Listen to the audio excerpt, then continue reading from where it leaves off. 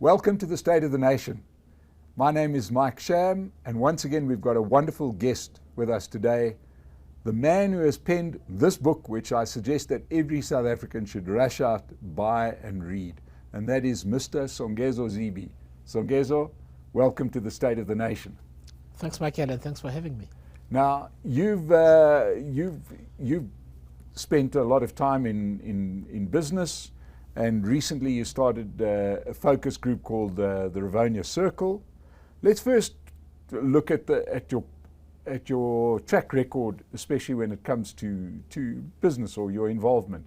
You're most renowned for being editor of numerous publications. I really got to know you for some of the wonderful work that you did at the Business Day. You were editor at Business Day, am I right? Yes, yeah, that's correct. I hadn't actually been a journalist before that.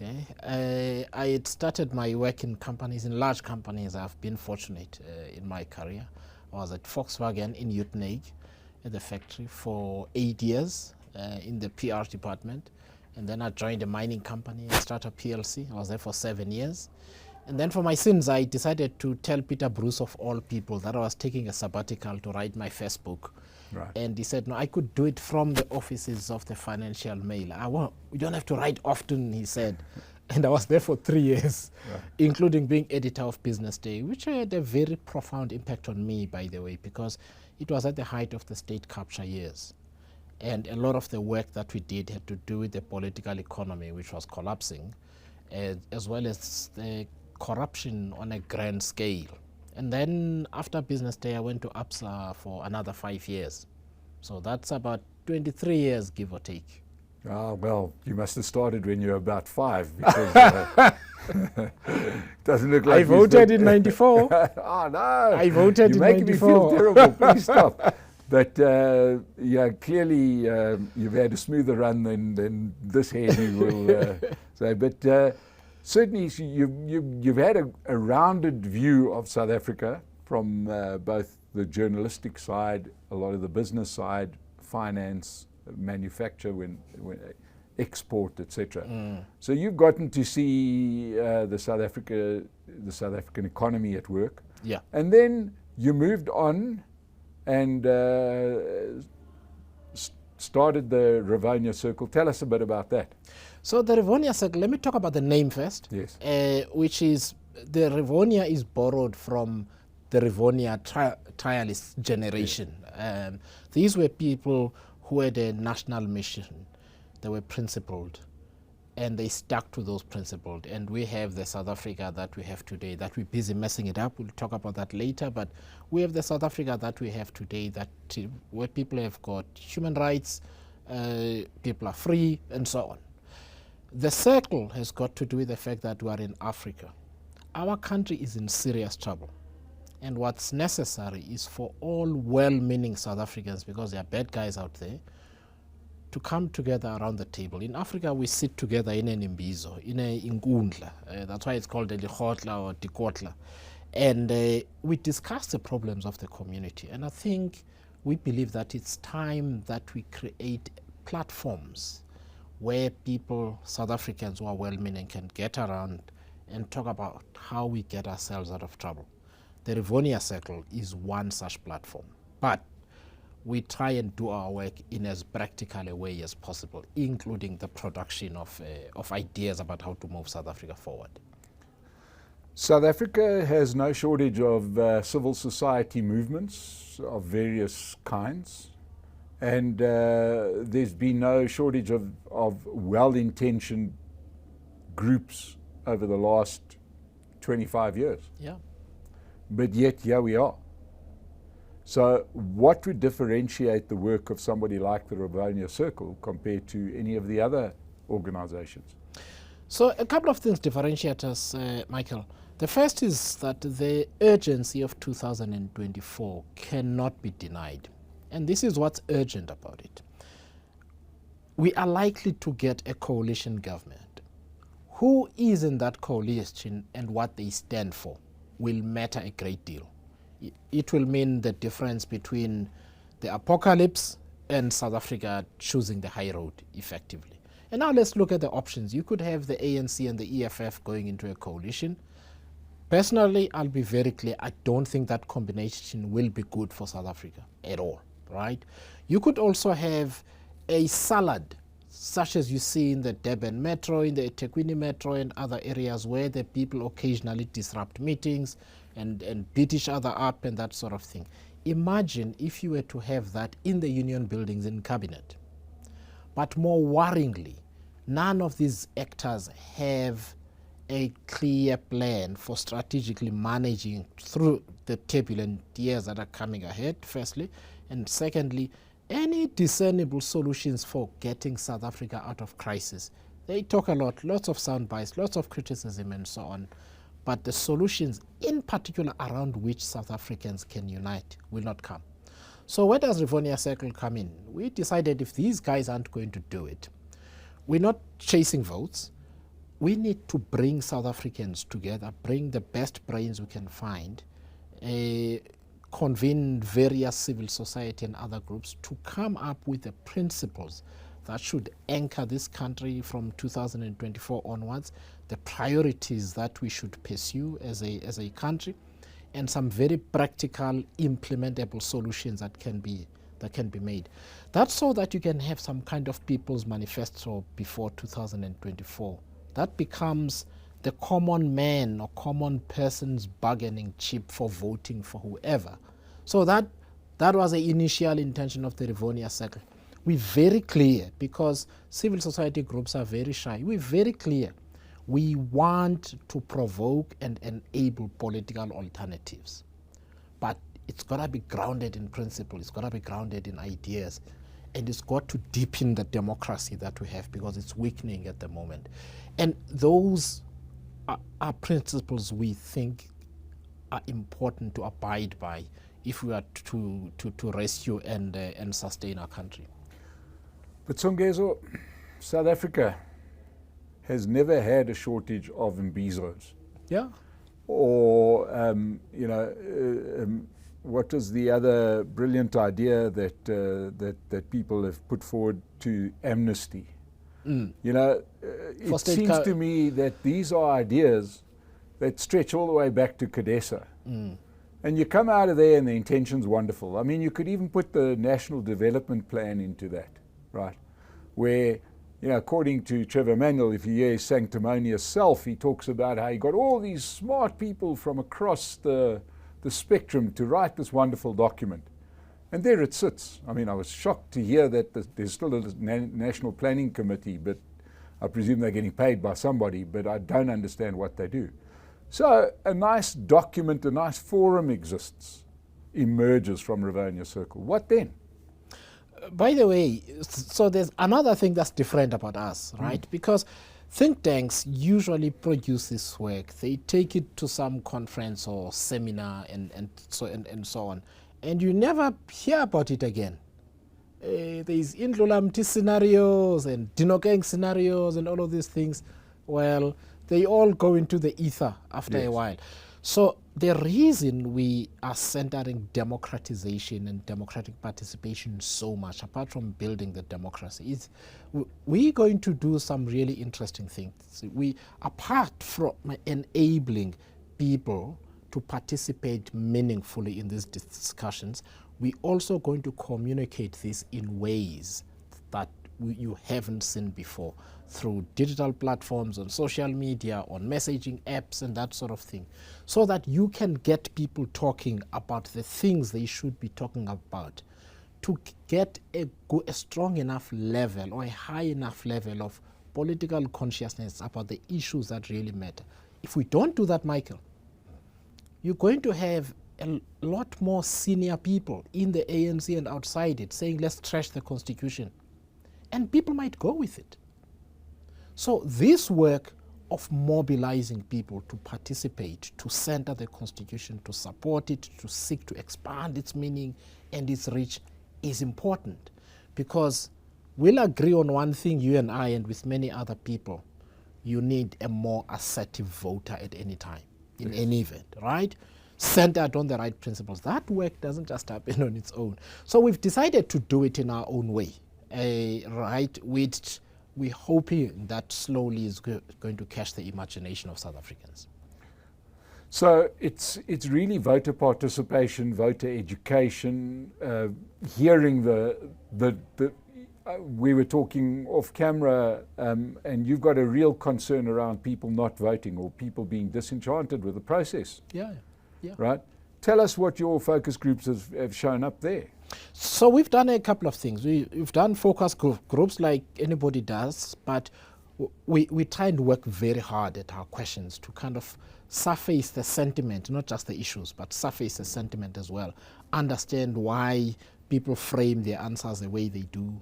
Understand why they prioritize certain things, how they want those priorities to be dealt with. And as you say, when we're talking off camera, I mentioned two things, which I guess one of them is becoming more pertinent now with what's going on in Ukraine and inflation. But cost of living last year already was a top 4 priority for a lot of people. They talk about crime but use different language. They say we want to feel safe, safety and so on. The 5th one, by the way, was community well-being. Right? They talk about well-being. It's health, but people talk about mental health as well a lot, right? They talk about the emotional well-being of the community. They talk about the things that stress them and so on. So we want to provide that listening opportunity. The second one, the really interesting one, is Democracy Builder. It's fantastic because what it does, it demonstrates to people through exercise, through participation, that it is possible for them to take a more assertive role in political conversation at a local and national level. Identify your own priorities, reach out to other stakeholders, build a plan on how you're going to engage on these matters, and basically when we walk out of that workshop, the people typically have their own little manifesto about which they're going to engage with others.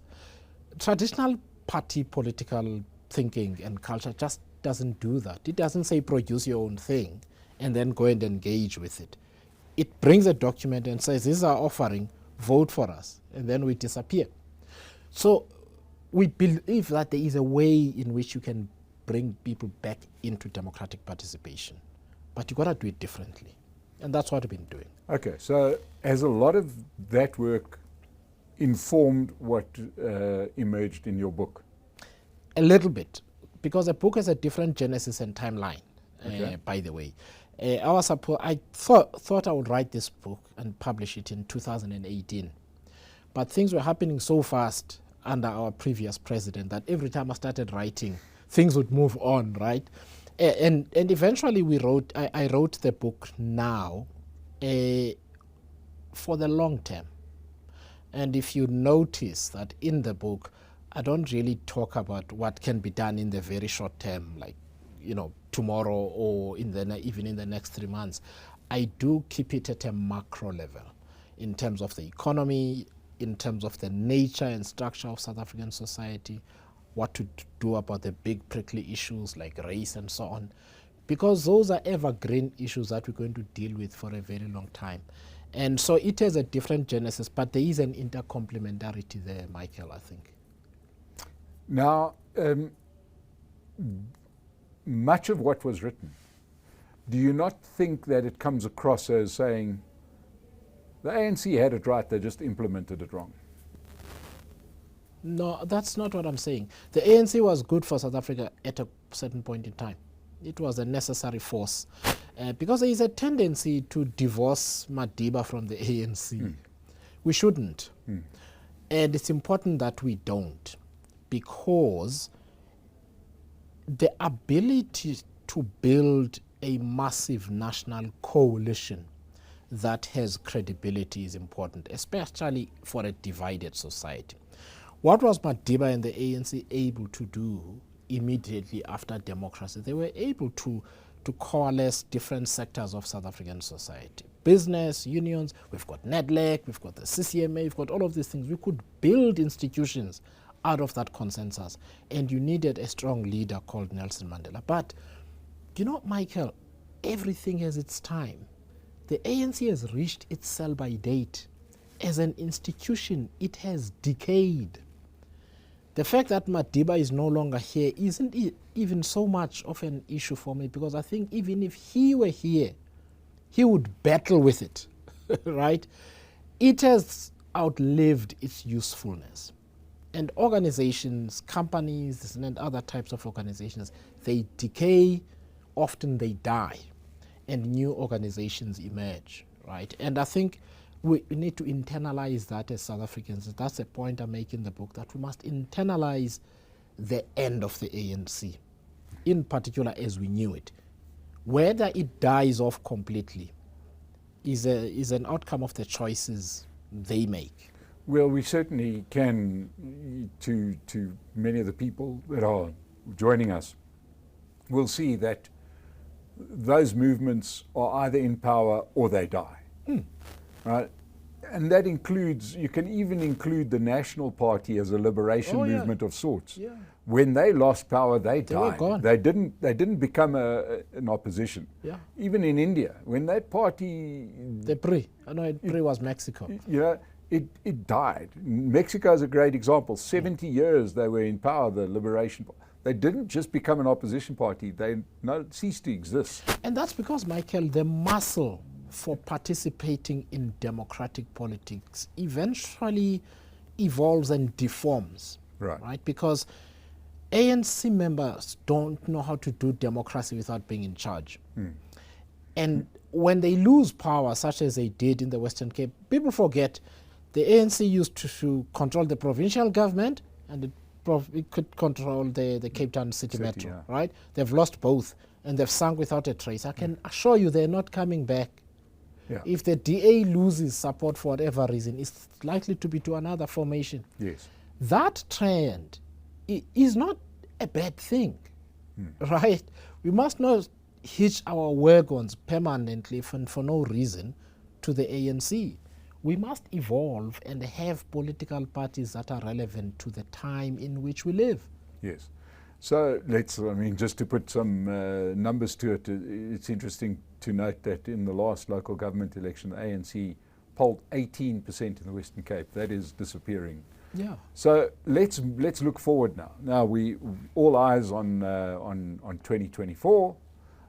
You have some concerns about coalitions, understandably. We've had a situation post 2016 local government elections where coalitions were formed and they collapsed. They collapsed, in my view. There was a two-way street here. Right, I think sometimes people forget that there was a bit of a power struggle within the coalition. That's going to happen.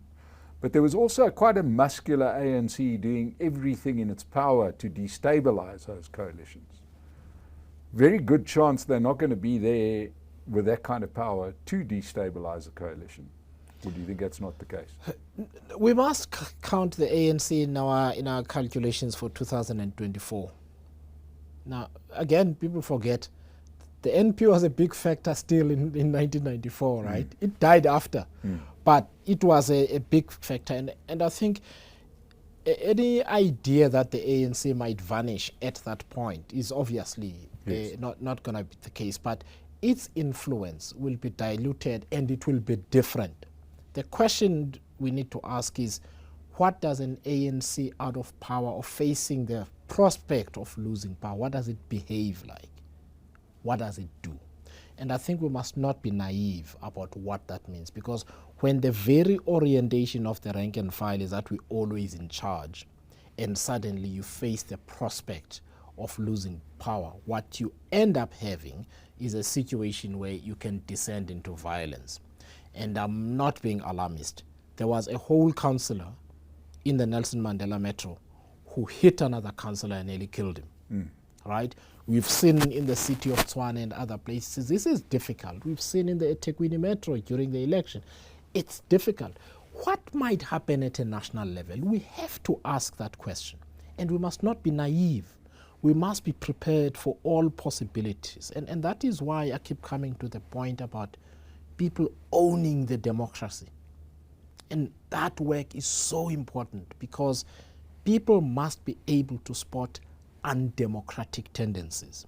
Because if they can't do that, you still have only the NGOs trying to go to court to fight a case. That's not going to get us far when people are being violent on the street or being violated on the streets. So we must look at 2024, both in terms of the pre and the post-2024 picture. And that post-2024 picture really must result in there not being a damaging vacuum where there is a scramble for power, because you can already see that where you've got unstable coalitions. Day zero in the Nelson Mandela Metro.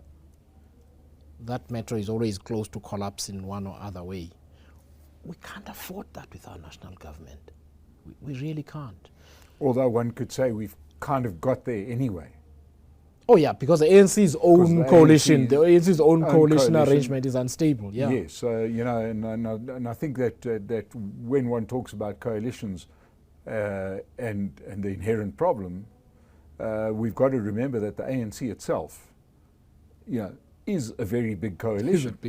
Right? It's a very, they call it the broad church, and that has always been true. And the easy thing is to say, yes, you've got the Communist Party, you've got COSATU making up a rump of the ANC, but within the ANC there were people in there that you couldn't never compare Ace Magashule. You could never imagine that Ace Magashule and Trevor Manuel, to use an example, are in the same party. Yeah. Right? They live in different worlds. They have different world views, which other parties it seldom is the case.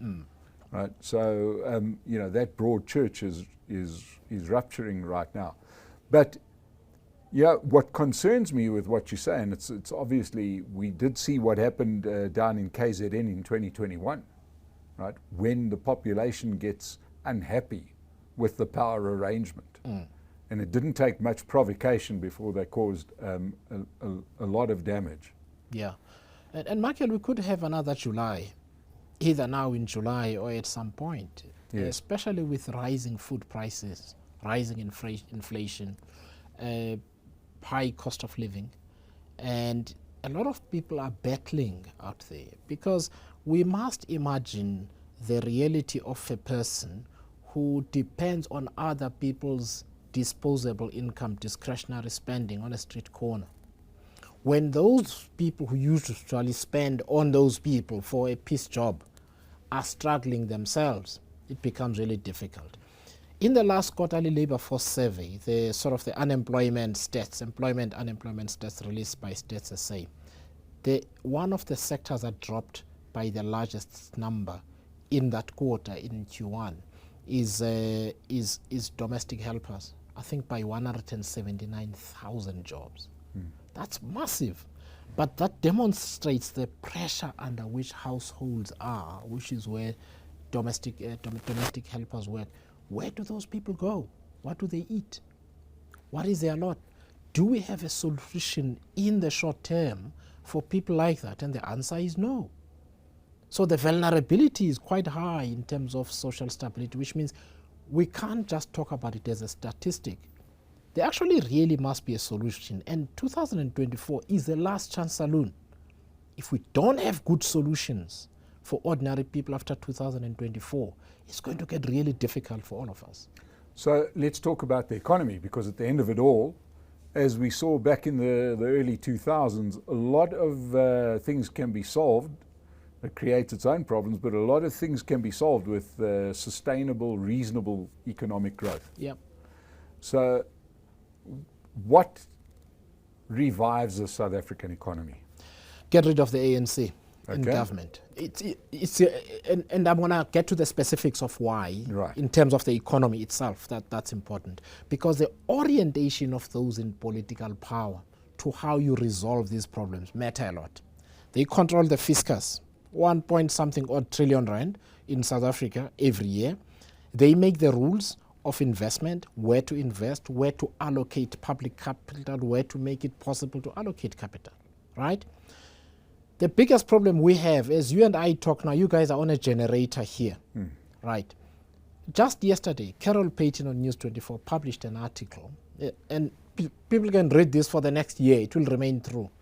Published an article about the points at which Gwede Mantashe missed an opportunity to bring more renewables energy supply onto the grid. About 4,500 megawatts. There are about 4.5 gigawatts, which would make a massive difference, but we're spending money on diesel. in terms of our economy, the objective must be not only to provide sustainable electricity supply, but to reduce the cost thereof per unit in the longer term. They never even frame it in this way, right? And that's a problem. That's just one. The unemployment problem. If you don't have matric, the unemployment rate, according to the same report, is 50.1%. If you have matric, it's 40%. So 90% of the unemployed either have matric or no matric. So how do we solve the problem, Michael? You frame it in this way. We need to create opportunities or stimulate those parts of our economy and use public and private investments so that people with limited or no skill can find work. Uncomplicated, because when you have got this orientation they have, there is a long stack of steps to get to before it can actually be meaningful. Big industry needs lots of skills and so on. I'm hungry today.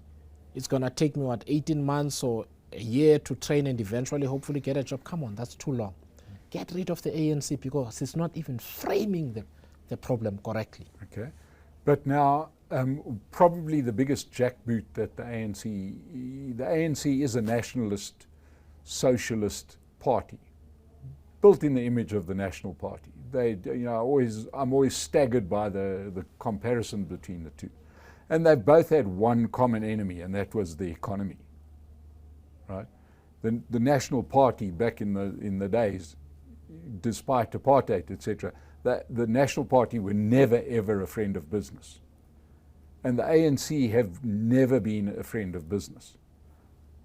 Will your research, are people happy for a government that is a friend of business? So this is a very interesting thing, because the trouble with the ANC is that it actually can't pick what it is. Yes. That's the ANC's biggest problem. And sorry, it can't pick what it is, but it ends up behaving exactly like the National Party. No, of course it does, but it can't pick what it is, because it recognizes that it needs the business sector, and it's important. And this is what I say about orientation and framing. The business sector is not just the large companies. No. Right. Okay. The people that have a small office or a spaza shop, whatever, that's the business sector. It might be the informal or semi-formal or whatever. That is the business sector. So you've got to think holistically about how you enable business. By the way, in this book, I write about which government departments I would get rid of and how I would structure the whole thing and have a Ministry of Business and so on. And that's because it talks to the orientation. If we were to change the orientation, Michael, and see the government playing two fundamental roles. One is an intermediator of interests in society and the different forces in society, which means legislation and regulation.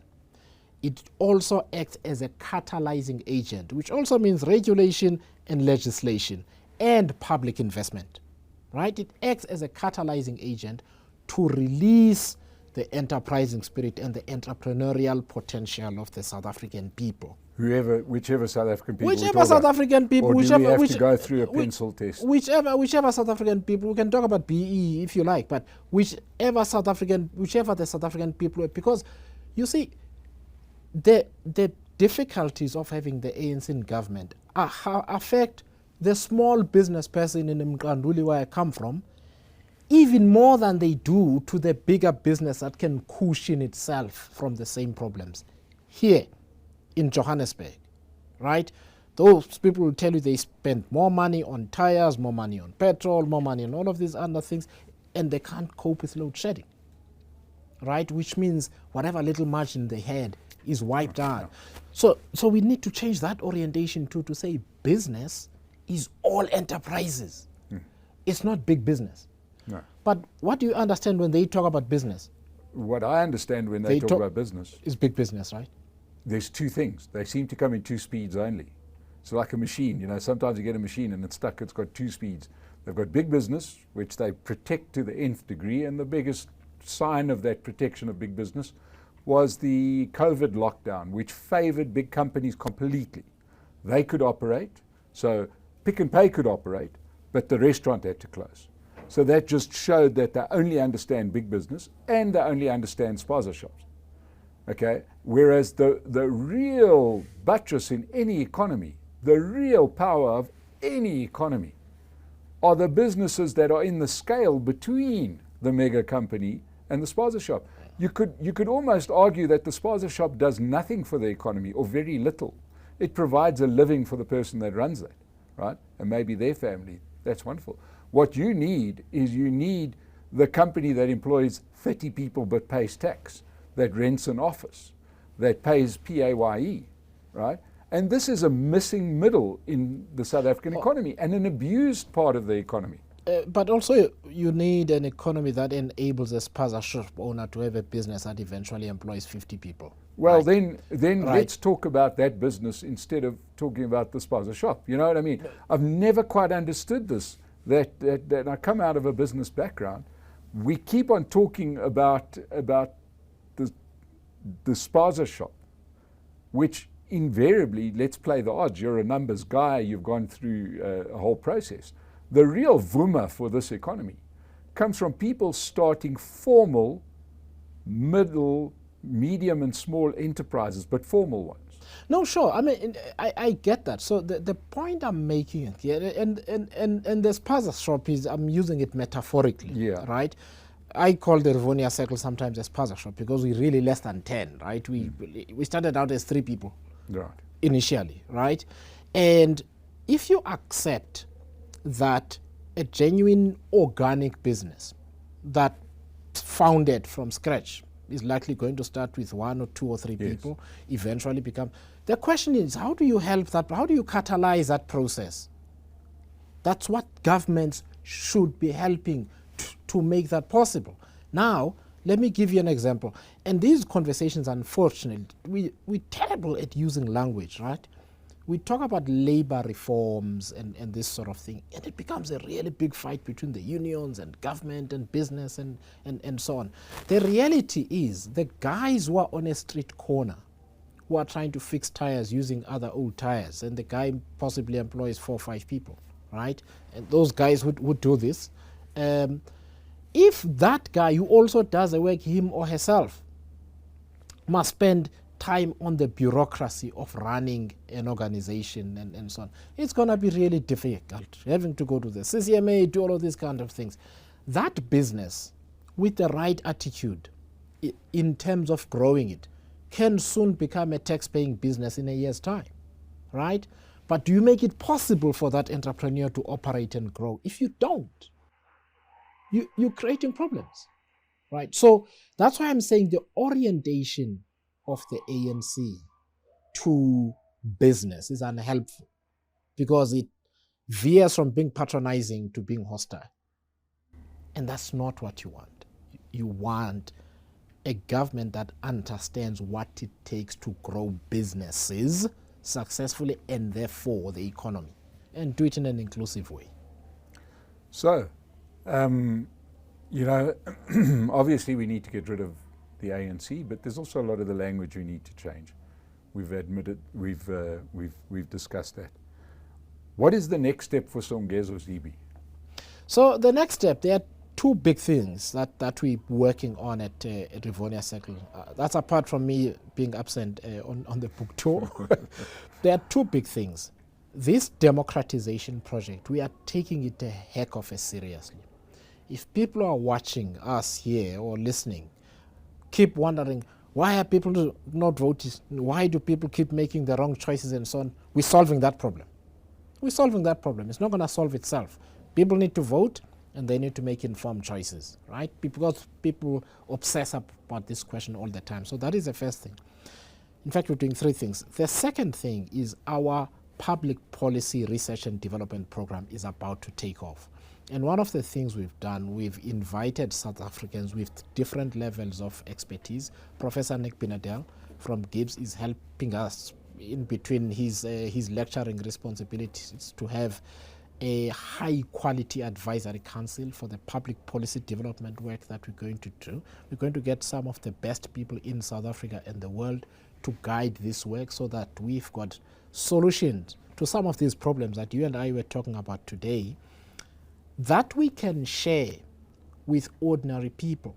And when they have those conversations, when they look at that output, they can see in there some of the feedback they gave us in our initial research work to find out what they want, what's important to them, etc., etc.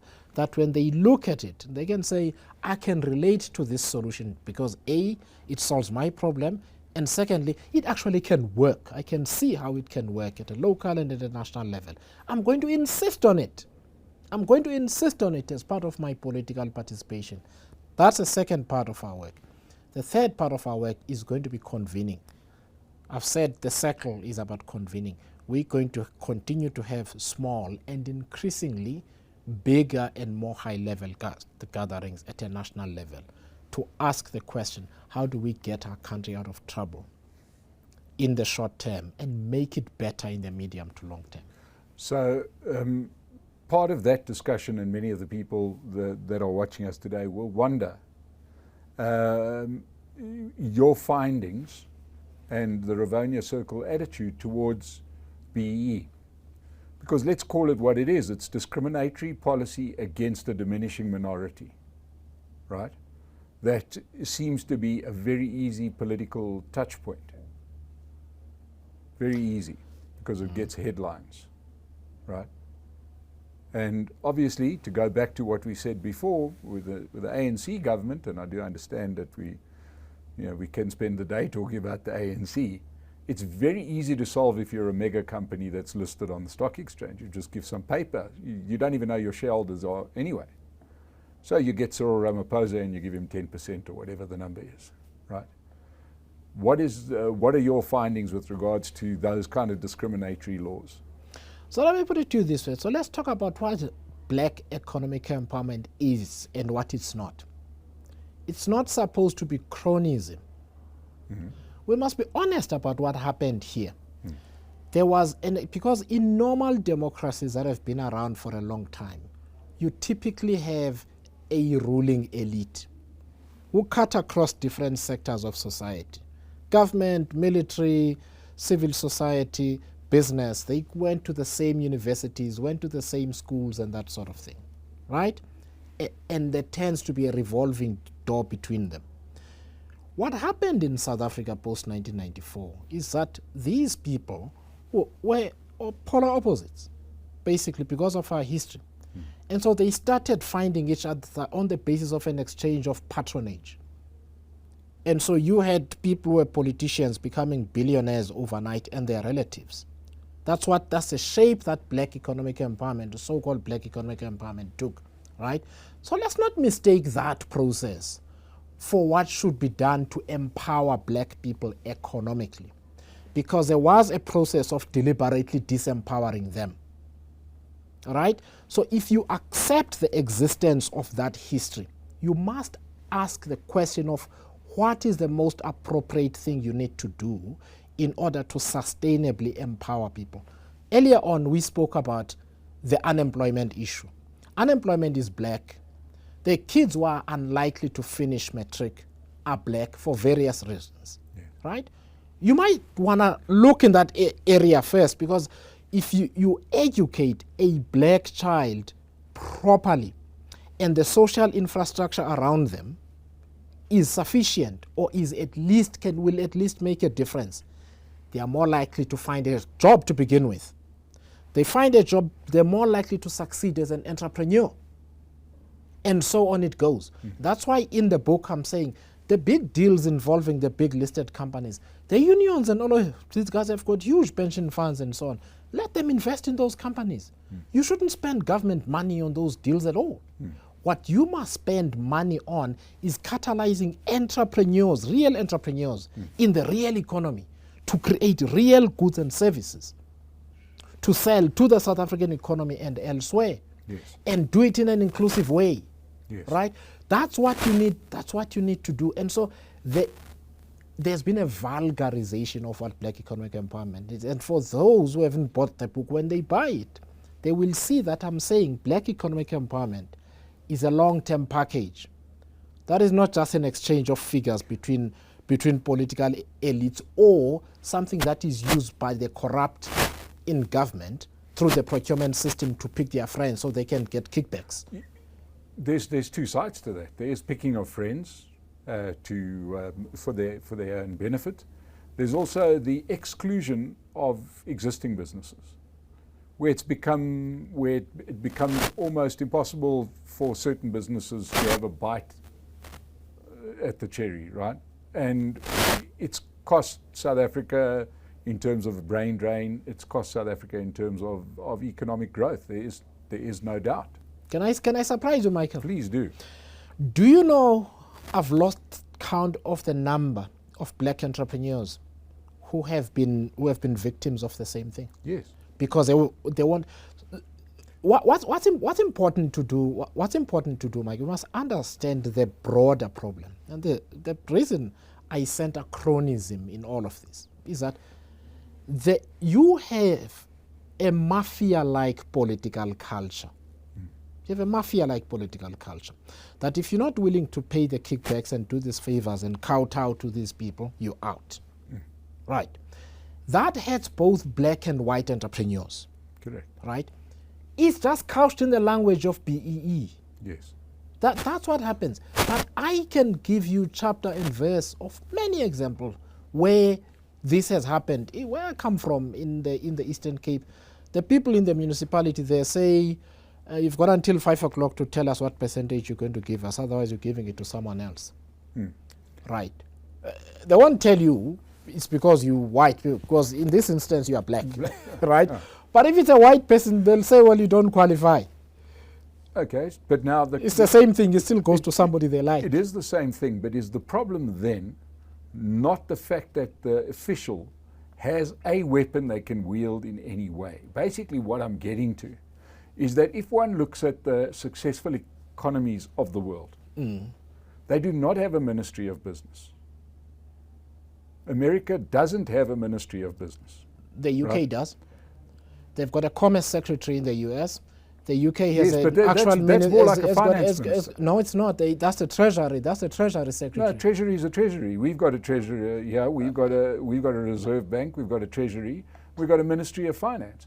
Business, much like sport in many of those countries that have got massive sporting industries, don't have a ministry of sport, because the problem becomes that somebody wields the power. You know, and I always sort of liken it to, if you give a politician a law, it's like giving somebody one of those click pens and then telling them not to click it. You know, you're going to sit there throughout the day clicking the pen because you can click it. You know, you have to put the damn thing down eventually to stop clicking it. And I'm saying is the problem in South Africa, right? The fact that that laws exist that allows some official to tell me, you, and anybody else how to conduct our businesses. Okay, so I mean, just on the base of facts, so the UK does have a ministry of business. After I was going to check, they have one. And the commerce secretary in the US, so the equivalent of our finance minister in the US is the treasury secretary, right? There's semantics here in any event, right? It could be the treasury minister. It's a small difference. So that's the first thing. So let me give you an example about what would happen if there was no rule. Yes. Okay? Bidvest get victimized by corrupt people on the basis of so-called BEE at SAA. And so the treasury tells SAA, sorry, can't do. That's not what the law enables you to do. That contract should go to Bidvest. You shouldn't have taken it away from Bidvest. 1. 2, Bidvest is able to go to court, should they so wish, to say that decision is wrong. Statutes are important because otherwise you potentially have a jungle. Because what we must not underestimate, Michael, is how easy it is, and you know it, to whip up the resentment about the past. If you place no instrument, and that instrument is not sufficiently clear and can be regulated by a court. I'm not saying have no laws. No, I know. I'm not saying, I'm talking about BEE specifically. I'm talking about BEE specifically, because if you don't, it becomes a political football. That's subject to every electoral cycle. People saying, what's been happening recently? People invading private businesses to look for immigrants. Yes. This is what happens, Michael, when you don't have a statute. That's what happens, because you can't then tell people, you can't do that, and if you keep doing it, A, you can get sued, B, we're going to lock you and put you in prison because you've done the wrong thing. So it becomes possible to say to Dudumiene, you can't do that. Bidvet have got they are BE compliant, they are a level 1 company in terms of the laws of this country. That contract rightfully belongs to them, and you can take it to a judge and the judge will agree. So the intention of the person who's applying the statute means a heck of a lot. And that's the difference we have here. It's the intention, Michael. It's not that there is a statute, because that statute protects those it appears to disadvantage too when the populists are walking the street. Right? Saying, oh, we feel like 51% now. Then what happens? Because the uncertainty for business would be too much. Because if a politician gets up today and says, I don't know, let's say the EFF says, no, we want businesses to give 75% of that. It's not law. They can say to law they want. Until the law changes, it means nothing. Yeah. But without it, all you need is for that guy to get elected next time. And then you see the asset erosion. Right. So I would much rather have BEE run by people of good faith, right? People who understand how entrepreneurship works. So for instance, Michael, I don't believe that a sole proprietorship where I'm offering my personal services, I should be expected to acquire a shareholder. Why? I'm just offering my personal services. I happen to be white, sorry, tough. You know what I mean? And if the sole proprietorship grows to 1,000 employees? If the sole proprietor goes to, that's why in this system there are so-called BEE, their ownership equivalents, by the way. So you are allowed to have a sole proprietorship. But your employment practices matter a lot, right? I worked for a company when I walked into the airport at Heathrow. Them and 4 other companies were under pressure because there was not a single woman on the board. Representation does matter, Michael, it does. I can tell you as somebody who's been on executive committees of companies, because a company needs to be able to properly orientate itself in the society in which it operates. Because management that is not diverse makes bad decisions. What do those decisions look like?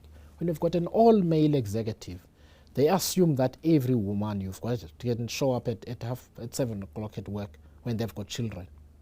No understanding of what it... So representation matters. We must, as South Africans, accept the idea that to have a society that is inclusive, representation matters.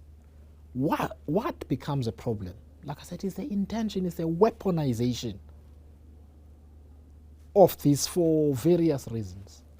The same people who say white business is trash and then they reach out and say, hey, I need a deal. That's the problem we've got. So, now you've written your manifesto. Yes. And you've put your hand up.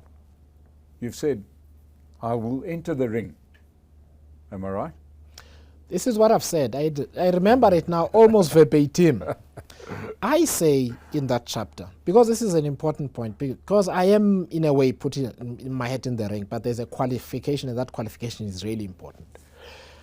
I'm saying that what's happened previously is that people write books and then other people must pick up this idea and I walk away. But in the early chapter, I talk about professionals, black and white, and how we must step up and take the responsibility of leadership. I therefore declare in that section that I intend to do every single thing I'm asking other people to do. So I am going to step up, I am going to step forward, and I'm willing to do everything that I'm saying, including leading and being president, if that must happen, because I want other people to believe the same. I don't come from political royalty. I don't have a political position. I want 100 more people to say, I'm taking responsibility for my country. I'm going to fix it. I'm going to find other people who can fix it. Right? How long it takes and how we do that, I'll fit in the area in which I have chosen. And therefore, I am very open to political possibility. And when I engage in these discussions that I'm talking about, some people talk about alternatives for 2024. I say, let's explore. Let's see what's possible. Because I can't expect, having said to you there'll be a dog's breakfast in 2024, and then I say, well, I don't know who's going to solve it. Yeah. So in a way, so I'm offering myself to say, I'm willing to do everything. And there are many tasks in this book. And a task for me will emerge. For now, I'm doing the democratization work and the public policy development because I think ideas matter and democracy matters. And you can tell us because it's only you and I. Yes, of course. Has your phone been ringing? Off the hook. And is there anything that made you answer those calls? I did firstly because I didn't know who it was, firstly. But you know what? I'll give some sense of what's in those messages and those calls. What was a declaration of intent in general terms? People have taken it very seriously. And I engage with them seriously. And I explain that we must try and move away from the politics of personality. We must be a society of values, principles, ideas, national priorities, and plans that work. And as long as people understand that if there is to be a political effort, we must be disciplined to those things, then we can have the conversation. But if you're looking for a hero who's going to save South Africa, I'm not it. We've gotten into trouble with the politics of personality in South Africa. We must not repeat that mistake again. These messiahs are disappointing. We must build a strong democracy where the people are spoiled for choice. They're not sure. And if this person who's president is gone, there are 3 other people who can be. And those people stand for the right thing. So that's a conversation I have. And then I say, well, let's talk. Well, that conversation is really being started with this book. I really, really challenge everybody out there to go and get a copy and read it because it is, for once, a book that is well researched, prepared to take on the hard topics and give a view. And Songezo Zibi, you would have my vote. Thank you so much for joining us today. Thank you very much, Michael. It's been wonderful, and I hope to get you back here. We don't have to wait Anytime. until 2024. Anytime. But it's been brilliant having you here today. Thank you so much. Awesome. Thank you very much. And to everybody that's joined us, we'll see you at the next State of the Nation webinar. Thank you so much, and goodbye.